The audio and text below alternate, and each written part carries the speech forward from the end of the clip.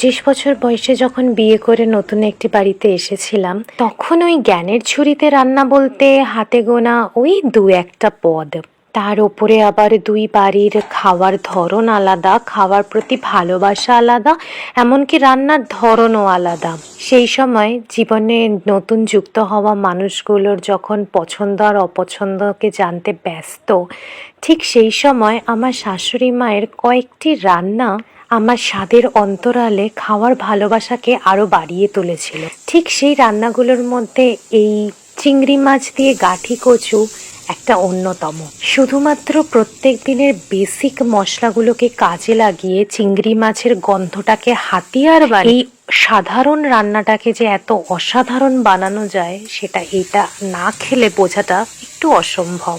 আমি এর আগে মায়ের হাতের গাঠি কচুর অনেক কিছু রেসিপি ট্রাই করেছি, কিন্তু এই চিংড়ি মাছ দিয়ে গাঠি কচু আমি বিয়ের পরে এসে ফার্স্ট টাইম এই শাশুড়ি মার হাতেই খেয়েছিলাম।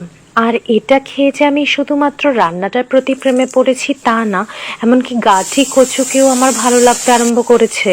আমার শ্বশুরবাড়িতে রসুন পেঁয়াজের খুব একটা চল নেই, রান্নায় অতটা ইউজ করে না, কিন্তু এটা রসুন পেঁয়াজের ছাড়া চিংড়ি মাছের গন্ধটা এত ইনহ্যান্স হয়েছে যা এক কথায় অসাধারণ। আমার বাড়িতে সবাই ঝোল প্রেমী, তাই জন্য আমি একটুখানি ঝোল ঝোল রেখেছি। আর ঠান্ডা হলে গাঠি কচু অনেকটা ঝোল শুষেও নেয়। যদি কারোর বাড়িতে ঝোল অতটা পছন্দ না করে, তাহলে এটাকে গায়ে মাখা করেও করা যেতে পারে, খেতে খুবই ভালো লাগে। কোনো এক সময় ট্রাই করে দেখো, গরম গরম ভাত দিয়ে যে কি ভালো লাগে, তুমি একবার ট্রাই না করলে বুঝতে পারবে না। আজ তাহলে আসি, টাটা।